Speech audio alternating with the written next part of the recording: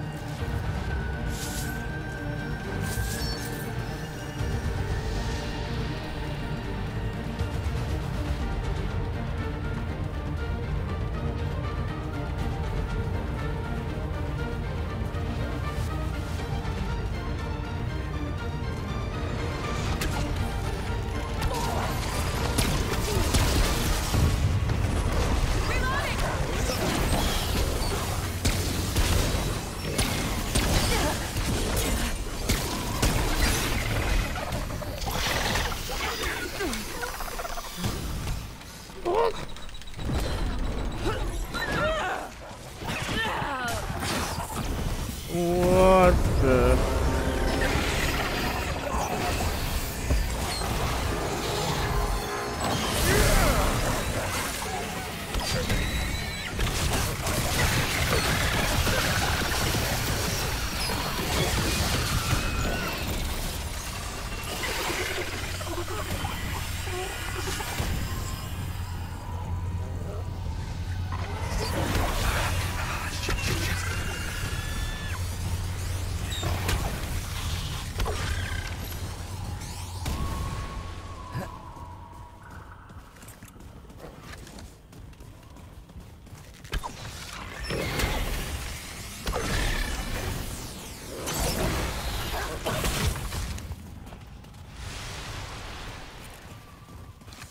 Oh, this isn't looking good.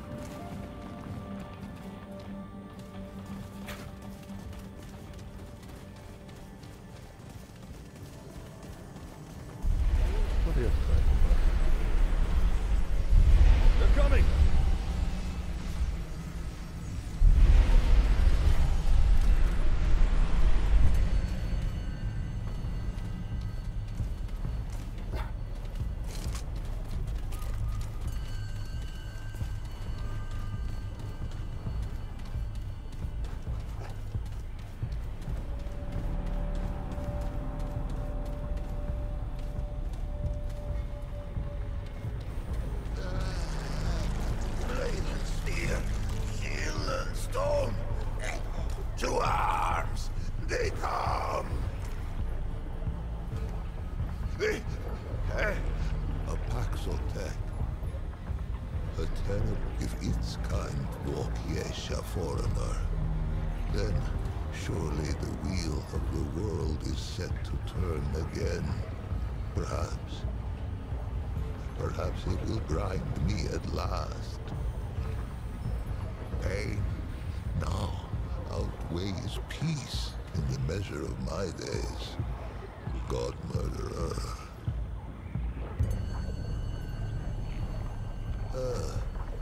The traveler tried once. She came upon me, that first light, when the dew had not yet fallen from the grass. A carpenter, and daughter of a carpenter who was a carpenter's son. The branches took her at once. I wonder if her saw is still clenched within her fair hand. How came I to this wretched state? Its eyes reached the question before its tongue left home or hearth. The tumbling ruin beneath its tender pads was once a fortification, an encircling bulwark to the greatest conurbation ever brought forth on Yesha's soil. Such faith we put in its solidity. Merchant and marshal, peasant and prince, their souls kneeled at the altar of within and without. But a wall is a false god, built to crumble. The only thing a wall ever truly divides is a fool from his wisdom. The rifts open swiftly. They split the bulwark stone as a hot needle kisses the onion skin of a boil, and the pus poured through on tangled wooden limbs.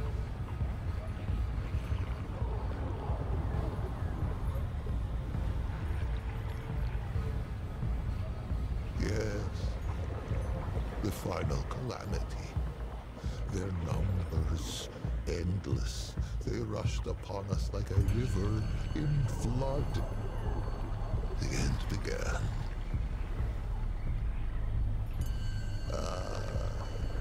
Teeming with life.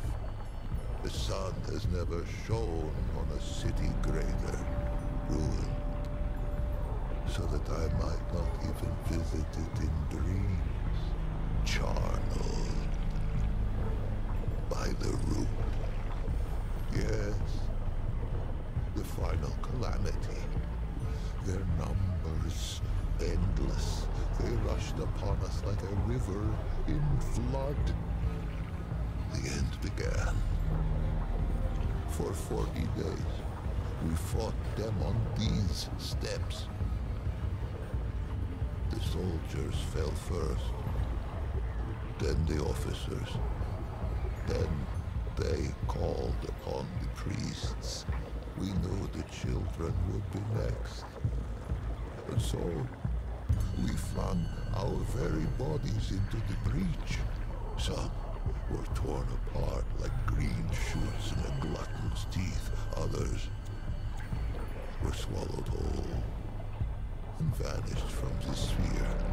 I stuck, anguished cork in a malign bottle. It seethes around me. It waits to disgorge its grotesqueries once more upon Yesha's scalded skin. Please, Paxotech, wanderer, it who would do right, put its edge to this cursed snarl. Vent its rage upon it. I shall greet death as an old friend, and we shall go hand in hand to the horizon, leaving the suffering of this blasted heath far behind. Destroy the knot. Strike! Make flinders of the knot! Strike! Make flinders of the knot!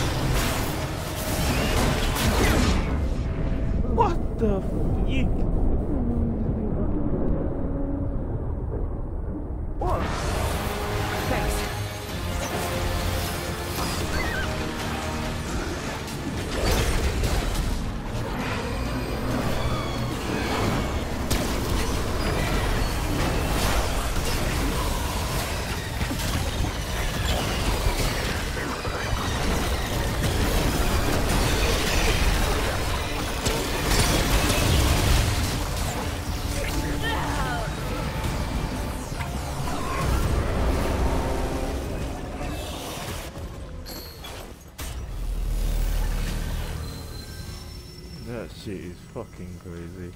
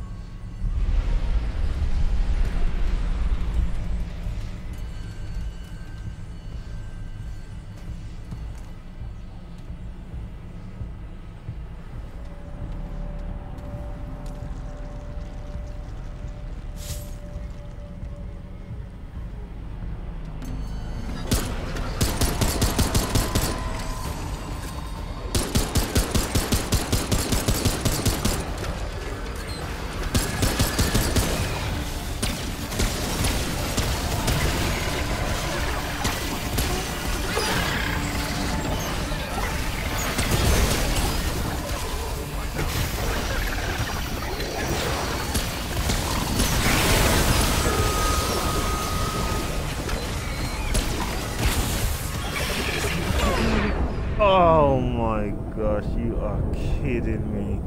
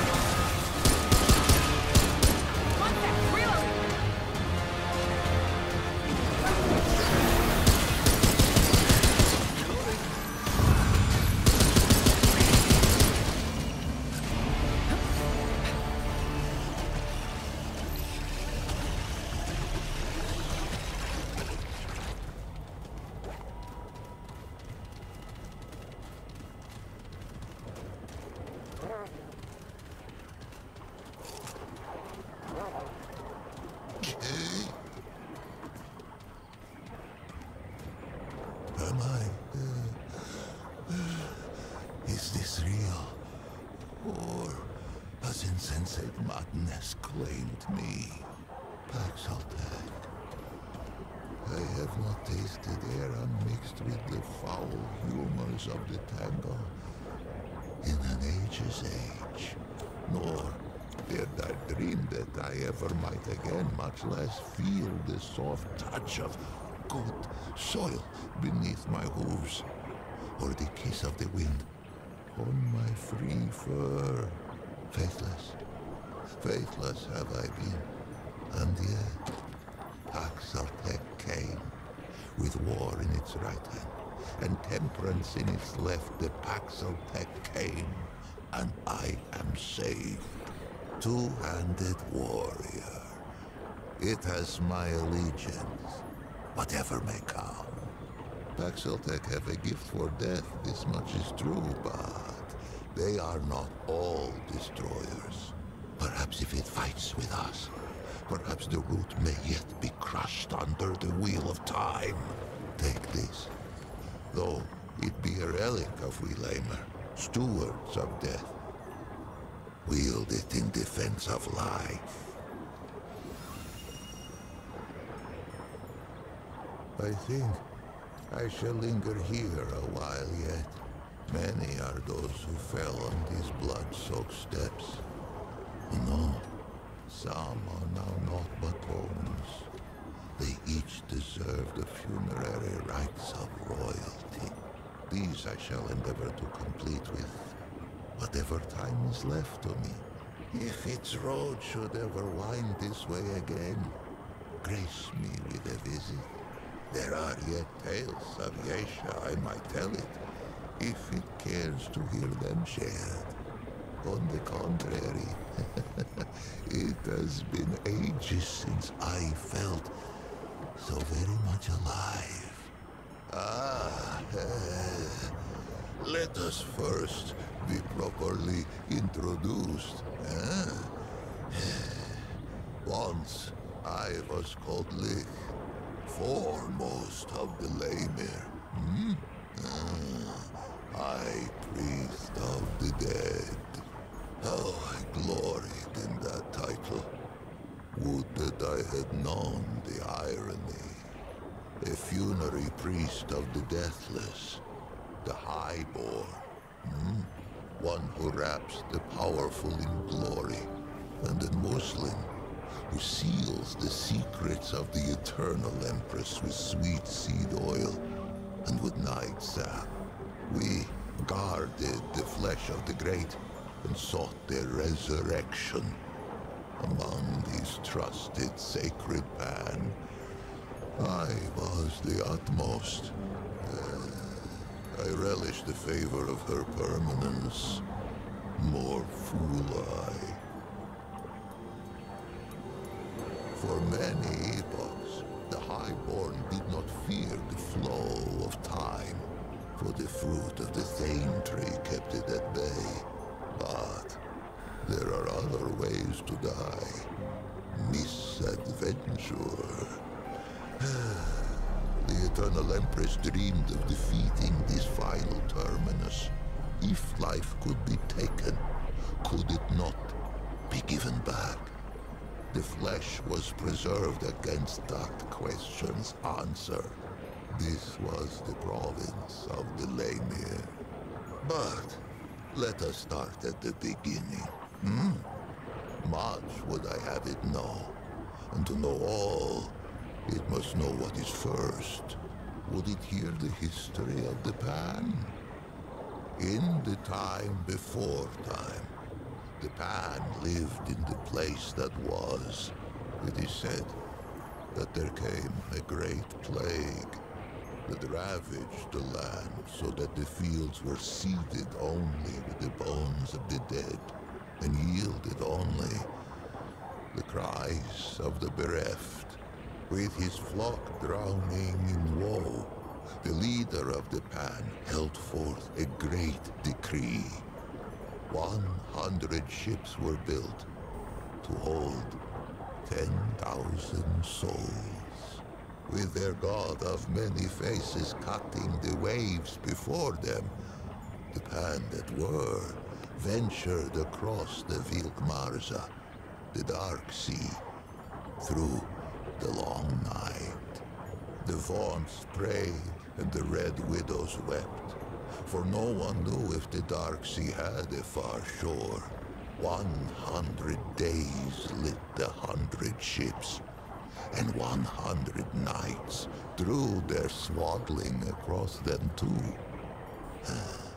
But on the 101st day, As the Red Widow in the foremost ship bowed her horns to the god of many faces, a bird lit Again, between has no them, name.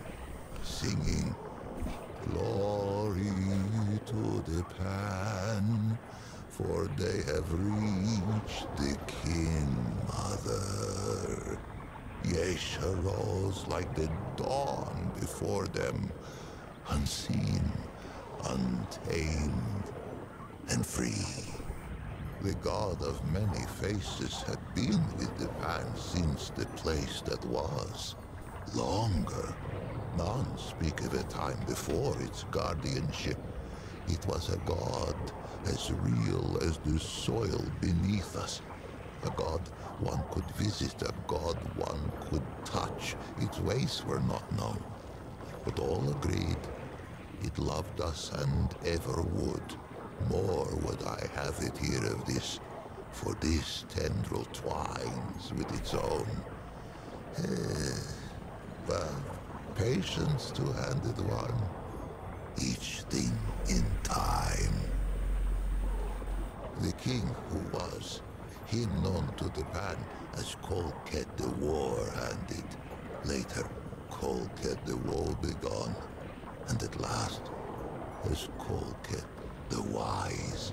Quick of blade was he in his youth, a fearsome general who watered the tree of progress with the lifeblood of many enemies. But the exploits of youth brought Kolket no peace in age. They say he took the plague as fate's judgment against his warlike eye. Fate offered a choice: flee the land of his fathers, or end his line as the king of death. Kolket hesitated no more in pilgrimage than he had in war. He raised up ships as once he had raised regiments. He sailed from the place that was with a heart full of hope. He was never to see Asia's shores. He passed in peace before the crossing's end, greeting death with grace. In those days, there was no empress. There were no queens. Kolket the Wise passed on the dark sea and left no heir. It was only agreed that the clergy should step in where Kolket had stood. The Vaughns spoke for the many-faced one, and the Red Widows spoke for the sun, stone, sky, and stream. It had been ever thus. Now, they linked hands to cradle the destiny of the Pan. For 80 days, the Vaughns fell prostrate upon Yesha's unfamiliar shore. They prayed for a sign that our searching was over, and that this forest should be ours. On the 80th day, two forms emerged from the depths of the jungle. First came a doe with coat of red. Where it walked, the soil gave forth flowers and sweet berries, and they took it as a sign of grace. But behind the doe came another, a wolf with fur as lightless as the obsidian waves the Pan had so lately crossed. Surely, this great beast was a portent of death. Yet, desperate were these threadbare priests of old, and of these visions to their charges, these Vaughns spoke only one. And why not? The doe fills all who glimpse it with a spirit of hope and a sense of growth. It leaps among the shrub and bramble even now, even with Yesha sundered by the root. There are those who think it more than a spirit, a god in waiting. These call themselves the children of the Red Doe. The carpenter's daughter was one such. Content. May her faith be rewarded. May her spirit roam the forest alongside the doe forever free. Those who glimpse the doe often glimpse the wolf, for the latter seems compelled to pursue the former. Yeah. To hear those early Vaughns tell it would be to hear of many different wolves in pursuit, and only one doe. A simple deception, but a far-reaching one. Modern Pan know the truth. What must it be to spend an eternity chasing that which one might catch but may not kill? For the wolf and the doe have often met, antler and tooth, hoof and claw. The doe may spill the wolf's blood, and the wolf may taste the doe's flesh, but never the other's life to take. Yesha itself forbids it. They say the chase has driven the wolf quite mad. With the assurance of the Vaughns, the Pan took to Yesha and she to us. And for a time, there was stillness, and were born who had never known the land that was, nor the endless sea at their backs. One such was called Genus. She was but 15 springs when she felt the calling of the Red Widows, and not 3 more when she felt the touch of sickness. As Genus approached the door of death, she sought her sisters, for there were no Laner yet, and it was the Red Widows who ushered the Pan into the soil. But Genus's malady was known to the Widow Mother, to her, to the Elder Pan. It seemed the plague had found them again, even on this distant shore. Genus was shunned, cast out into the jungle, and her name was forbidden from Pan lips. None among them could have foreseen what would come next. Plague-ridden and scorned, the Red Widow Genus had been cast into the jungle to be forgotten. But fate had other plans. After many days in the jungle, Genus emerged. The Pan were humbled, for all signs of plague had been lifted from the young Genus, replaced by a regal gait none could deny. Fascinated, all assembled to hear her tale. And quite a tale it was. Genus spoke of a vision that had come upon her as she lay in the moss, gasping out her last. In her vision, the plagues had returned.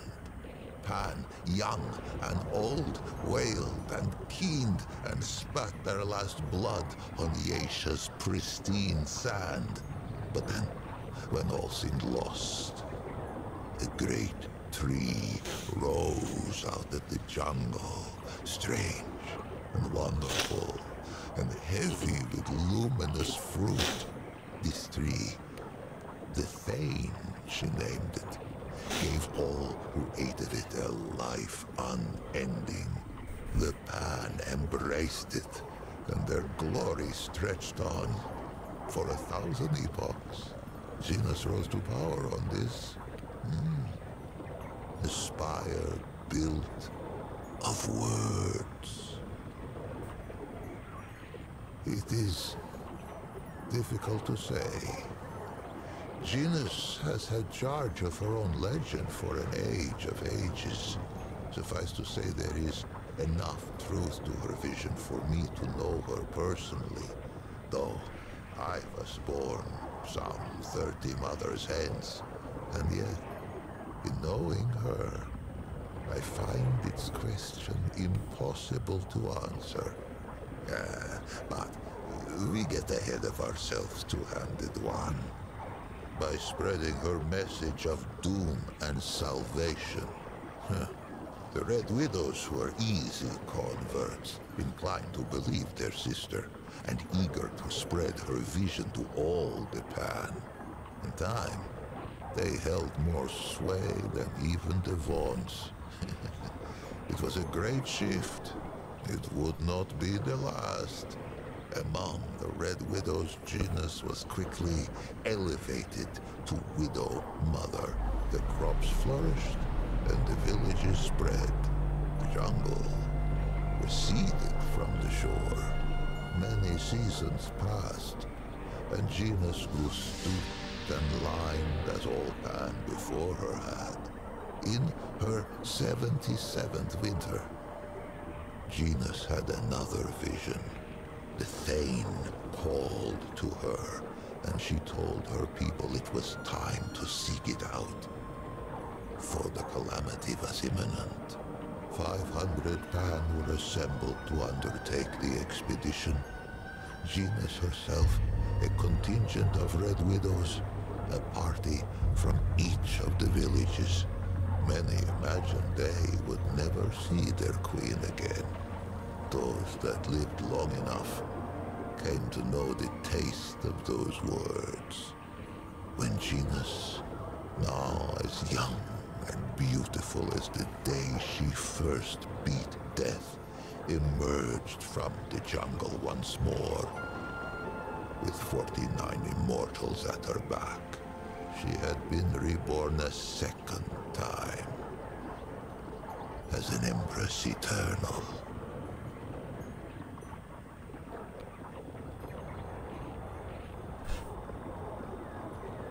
Unless I am much mistaken, the Empress lives yet, for no funerary smoke has filled the sky above her ziggurat. If the Pan vanish from Yesha's soil, I imagine she will be the last to depart. For years they searched the forest, battling hunger, storms, and beasts red of tooth and claw. 20 winters passed. Many succumbed to death or to doubt. By the 21st spring, only 5 Red Widows and 44 common Pan stood at Genus's side. It was they whom she led into the clearing. It was they who beheld the Thane. It was they who tasted the fruit and felt time's weight fall from their shoulders. No plague has touched the Pan since, but calamity wears faces nearly as numerous as our god of old. With death thus leashed, the eternal Genus and her immortals brought forth an empire heretofore unknown. Great ziggurats were hewn from the living rock, and at their feet grew great cities lit by arcane magics. Genus's prophecies all came about, save one. If only the Pan of that epoch had wandered as it does two-handed one. What of the great calamity? But none worried, save a few Vaughns. The old ways were dying, and the Empress was not. No achievement seemed beyond the reach of the Pan. It was then that the wolf came. They called it the Ravager, the very obsidian beast the Vaughns of old had glimpsed and hidden. It sprang from the jungle as sudden as a squall. It made no more than mutton of the bravest warrior. Fear fell like night across the empire. Death roamed Yesha. Ravenous death none could tame. But the story of Yesha is the story of who tastes the fruit of the Thane tree. 49 immortals begat many more. A deathless aristocracy. They traded favor with the Empress, traded years of life itself like fishmongers at market. There were those who would have seen the beast slain, but the Ravager was never much glimpsed that the red doe should not follow, and vice versa. The green things of the jungle sprang from the red doe's feet. But on what do green things grow, if not the flesh of departed life? Who knew what would become of the doe if the Ravager were felled? Who knew what would become of the jungle? Who knew what would become of the Thane tree? It was the twice humbled Vaughn's who kept the Empire from vanishing down the Ravager's throat. For the Vaughn's had pondered the beast since it first appeared to them on Yesha's shores. It was they who had learned to listen to Aethir's song. They who learned to appease the Ravager with tribute, with dance, and with music. Balance returned, and the wheel of time rolled on. The song of all living things. It permeates our forest. It whispers in the leaves, thrums in the soil, shines in the sun, babbles in the stream. The Vaughn's devote themselves to the song's mystery. They play it to tap its power, as other Pan might use the energy of a crystal, or the heat of a flame. Those attuned in prayer hear it strongest. But all may catch its strain from time to time, even a Paxeltech. Who is to say? For that was hardly the last calamity to befall the Pan at Yesha. With the Ravager appeased, the Empress dreamed of rule eternal. She should likely have had her wish. But for one thing, the Thane tree, that of the fruit of immortality, began to die. For many lifetimes her permanence hid this knowledge from all who served her, slave and immortal alike. And why not? She had amassed a great store of fruit, and surely something could be done to save the tree. Why crack the very bedrock of her society? But the tree's decline could not be arrested. Fruit was rationed. Noble lineages withered. We lay there, once prepared for the final death of death. Only those immortals who had fallen in battle or by misadventure. Now, we found ourselves winding wizened nobles in sap and muslin by the hundreds. Perhaps what came next was inevitable. Rebellion, insurrection, revolt. This was the fire that was to sweep through Yesha's jungle. For a life of lifetimes, the Eternal Empress had hidden the decline of the Thane tree. But like the Vaughn's of old, had underestimated the power of one young, plague-addled Red Widow. Genus herself failed to foresee the power of one called Navun. Navun was one of her Eternity's own guards.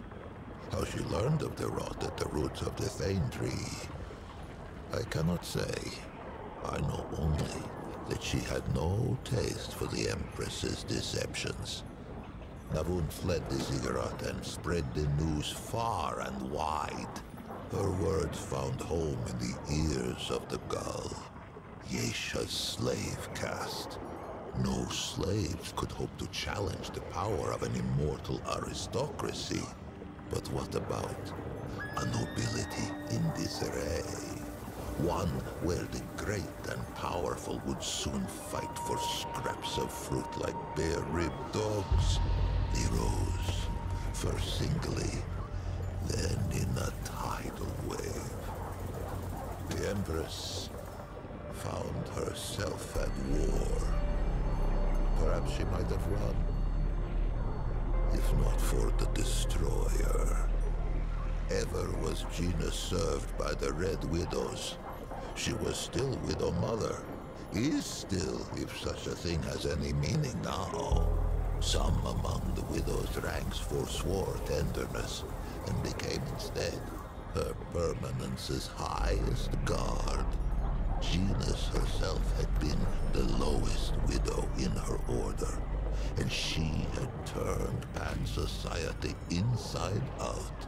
How fitting, then, that the last and least of her own widow guard should become her greatest adversary. It bridled when I called it God-murderer. Surprised I am that it should know so little of the deep track its kind have trekked across our soil. Let us walk those prints now, that it should be enlightened. It has heard of Yeshat civil war, of slave with blade of hoe to neck of noble, and noble with point of sword to belly of slave. Into that tempest walked one of its kind, Paxotech. I cannot say why, though perhaps it might someday tell me from whence. Well, whatever its motive. Hither came the destroyer, even as the Pan turned their ravenous gaze toward the fruit of immortality. Our god of many faces remained satisfied with the scant worship of the vaunts and the commoners. It was an ever-present comfort. A guardian we scarcely thought of. The destroyer, Paxotech, oh yes, its kind, drove its blade into the pure heart of our guardian. We knew not that it was the god of many faces who kept the root from this world. But in death, many faces' absence was soon felt. In her world already torn by war, where caste let blood of caste, there came reports of some new woe. Travelers spoke of twisted horrors on the road, but we, who relished in the weight of this wall, only scoffed. Who knew that the very air could rip, that the world itself could tear and spill like a wine-skin under hoof? Oh, how we fought, priest and prince and pauper, side by side, our world's lifeblood drizzling through our fingers as we clutched at the hanging tatters of Yesha's slit throat. Most perished. And I became enmeshed. I thought our tale told, our race run. And yet, among the Pan, there is a saying. Why just ask the Rin? I gave the impression, perhaps, that Yesha was uninhabited at the arrival of the Pan, save for the doe, the wolf, the birds, and the beasts. This is not so. The Rin slink Yesha's canopy on leathery wings. Perhaps they once thought to defend their forest. But lash and lure put that to rest. Lash in that no Rin could hope to withstand the onslaught of energy we Pan have learned to draw from Yesha's native crystal. The Flying Ones have no talent for crystal craft. Lure in that, under normal circumstances, Rin eggs reach maturity only with great difficulty. I know not who first discovered the potential for symbiosis between our species. Only that it is a whimsical god indeed who sends the most precious resource one kind could hope to acquire out the hind end of the other. As sure as there is iron in the soil of Yesha, there is irony. It was a pad-footed Paxeltech who slew our guardian and brought the root. Would it be so strange to see a Paxeltech drive them from our shores? Perhaps. Perhaps as with Genus and the Voon. The strangeness is the point. It has done me a service unpayable. No reward can suffice. But perhaps, if it cannot be rewarded, it can be equipped. Kolket brought war, then wisdom.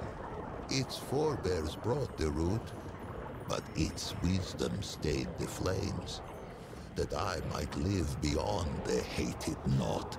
Take this now, as a token of my gratitude.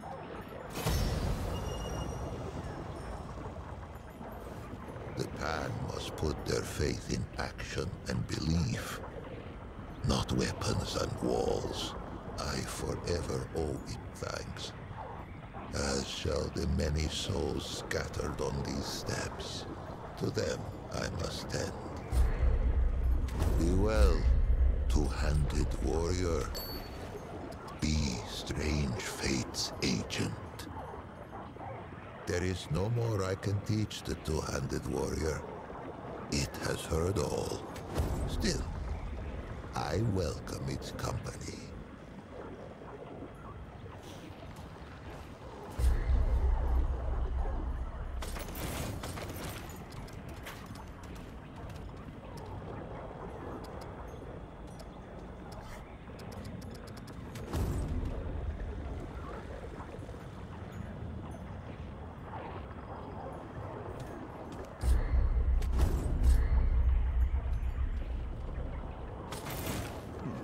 Won't fit.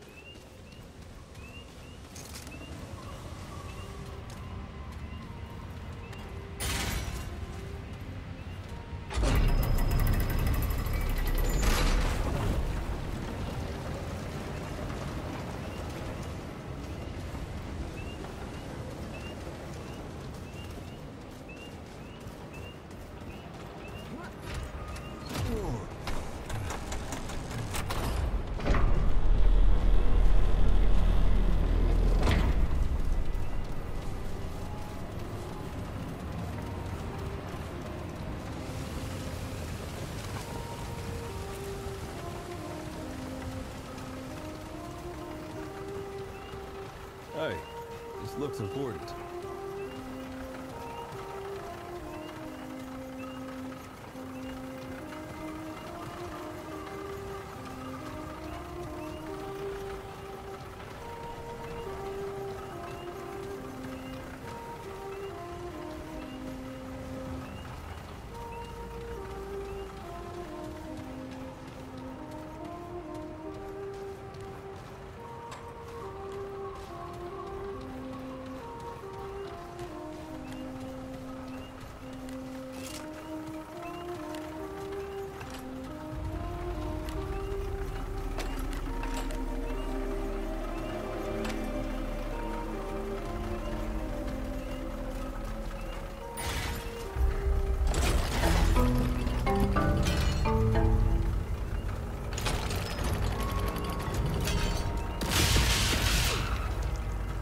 This looks important.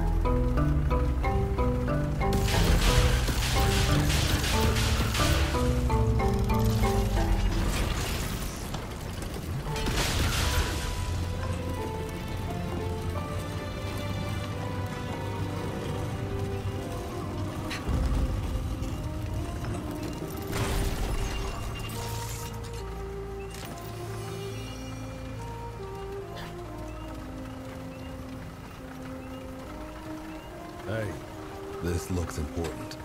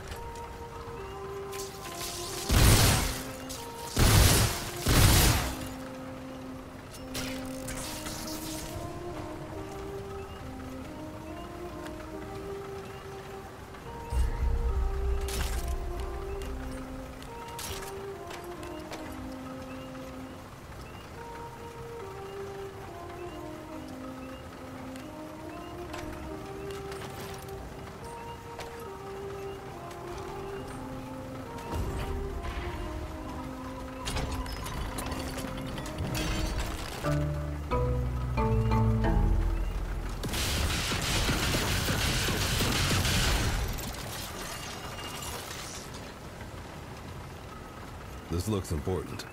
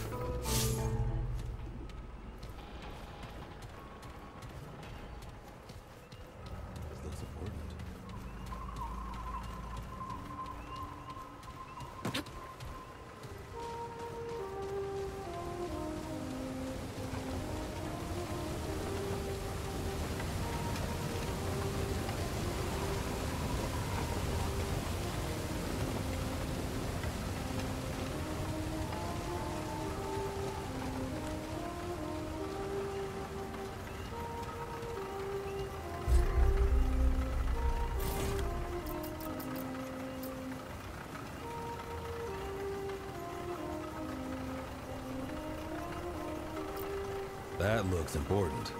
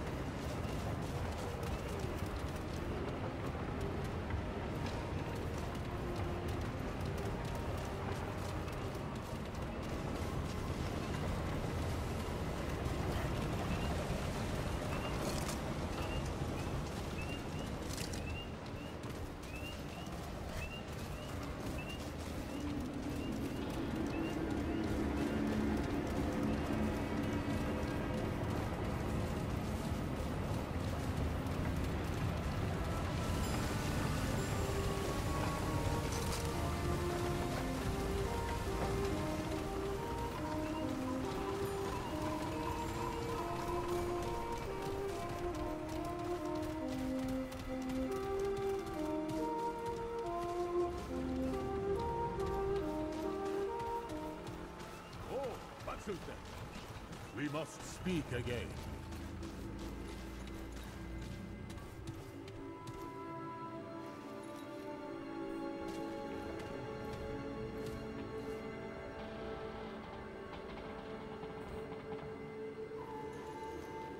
Truly, we are blessed by friend Paxultek once more. Its return to Yesha is most auspicious. What else? It has been many seasons, Paxultek, but I could never forget. Oh, mic check.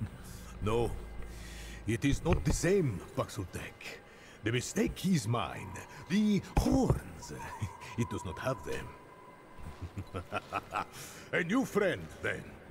One that brings great blessing to all of Yesha with the Song of Aethir. Here, take this with the thanks of my people.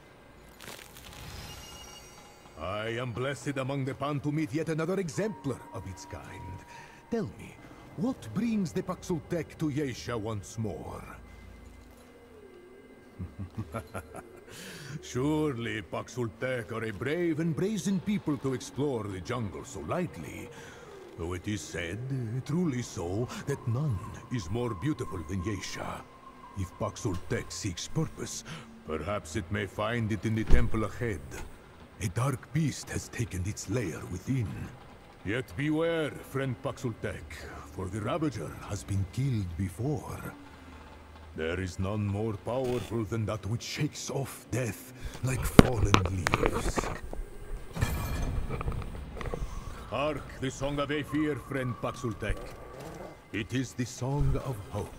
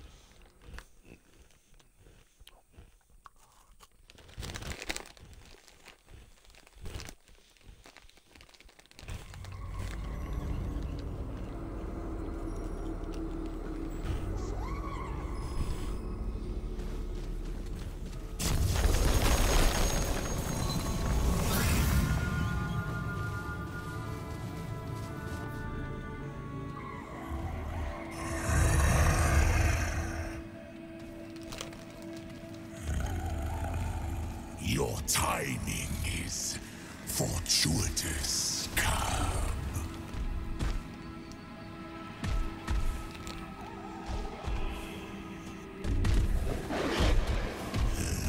It's been long since I've seen one of your kind.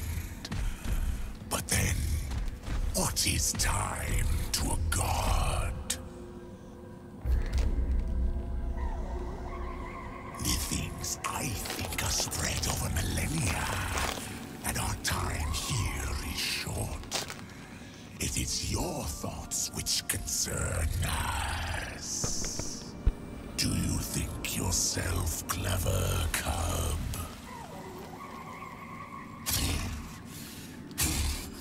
I distrust modesty. It is a veil for hunger. Let me guess. You're here on a quest. An insolent tongue on this one. I like meat with fight. It tastes so much sweeter. But no matter. It would seem our destinies are entwined. Your timing is fortuitous. Walk with me, cub. I will explain. The last of your kind left me for dead. That is when they found me and offered me their enlightenment. Blind was I, until they opened my eye to the lies of permanence. Oh, the feeble empress craves her fruit, tries to guzzle immortality. But all things die, cub. Even gods. Theirs is mastery of death, the all that is nothing. And so I offer the choice they offered, cub. Return to the ash from which we all came, or break the yoke of balance and become eternal. But the bridge between ego and soul cannot be crossed without paying a toll. Here bleeds the lie. Here mules the old order. Kill it. Kill the dough, and we shall seal our pact. Radiation of this pest. This lie. Go kill Baby Uzi.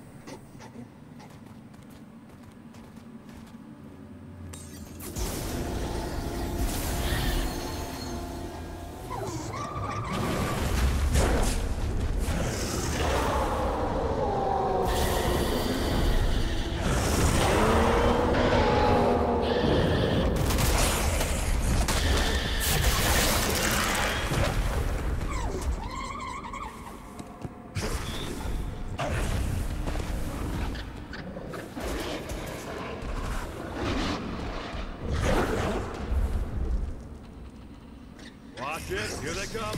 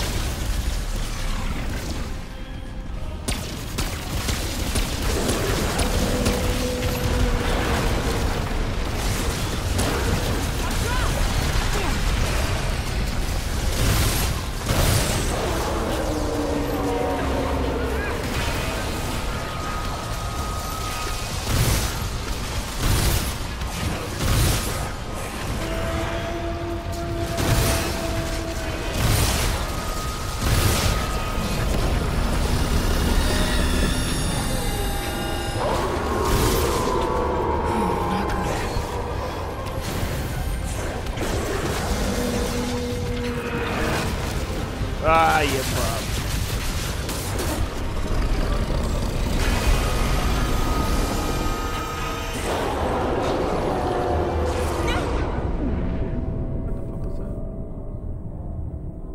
What was that?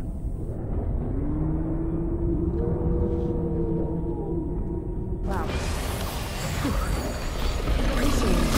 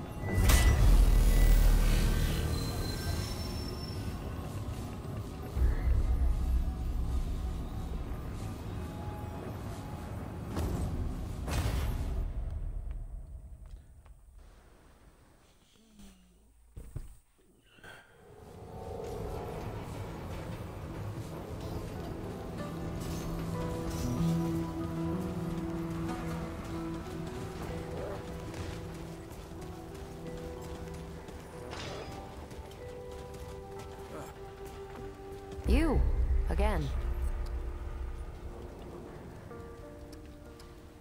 All right, let's see what you've got.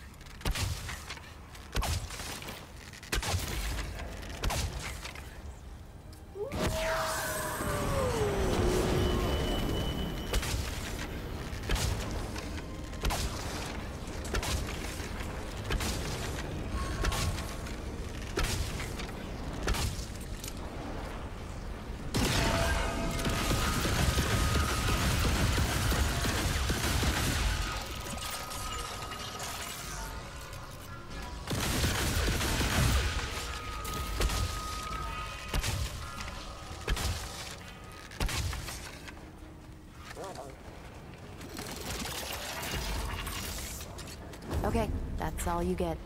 Bye now.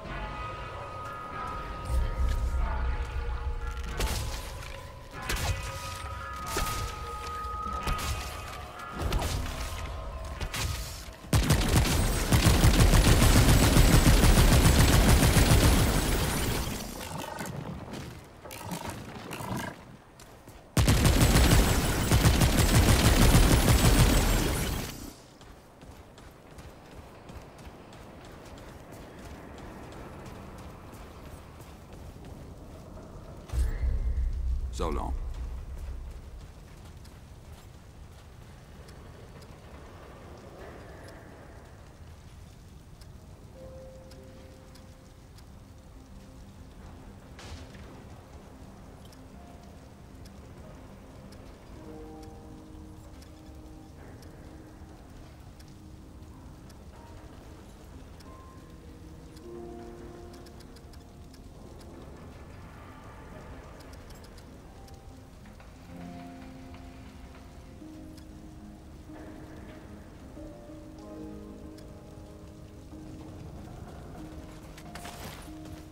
How goes?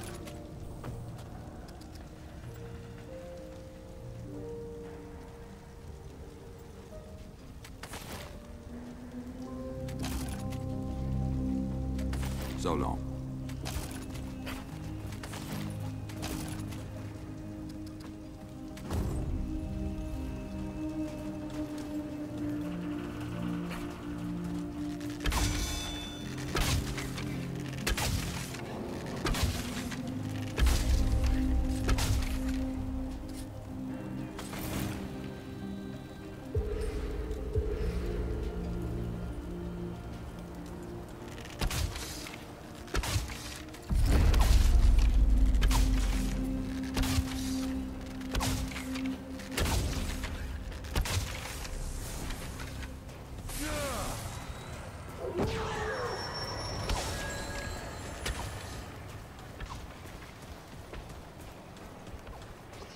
So many new faces these days.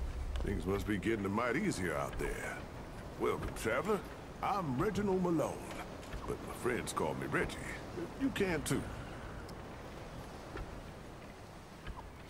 Getting right to business. I respect that. You might find some of these useful. Keep your wits about you. Something you need, young'un? It's a mite tasty, I tell you what. Come round again sometime here.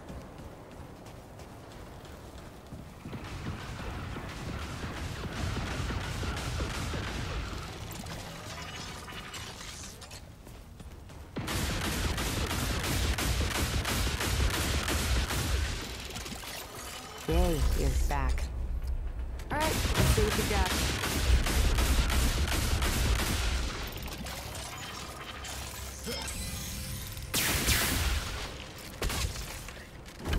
Okay. Empty.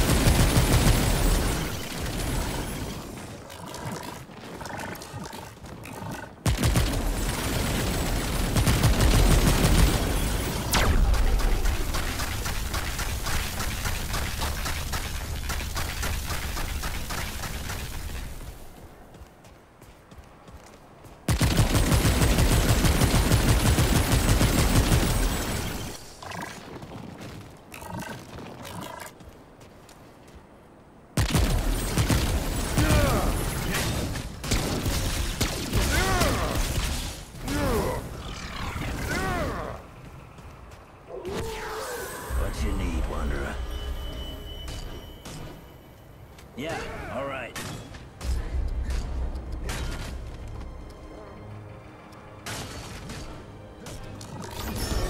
All right, then, Wanderer.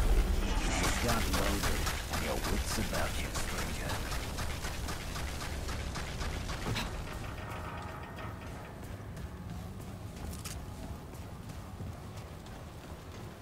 Hey, you're back. What can I do to help?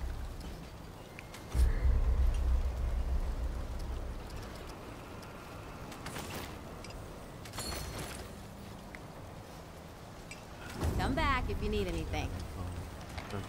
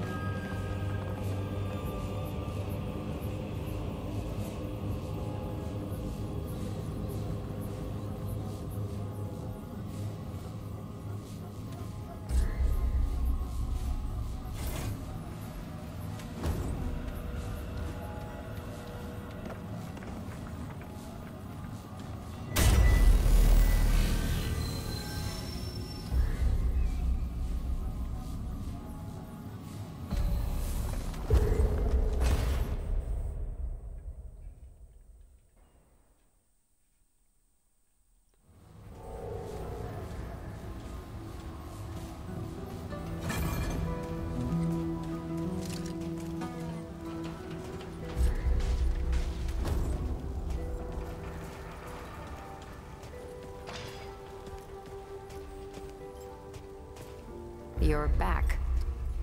All right then.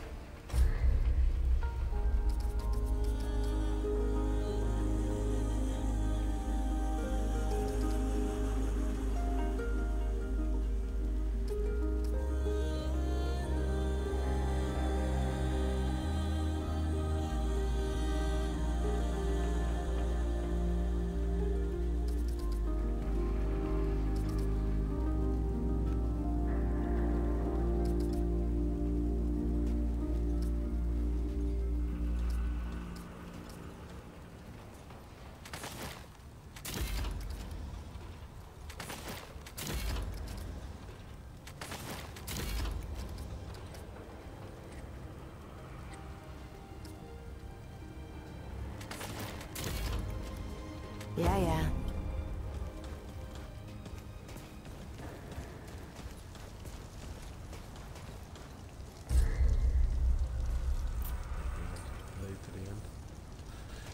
Maybe he wanted to play to the end, man.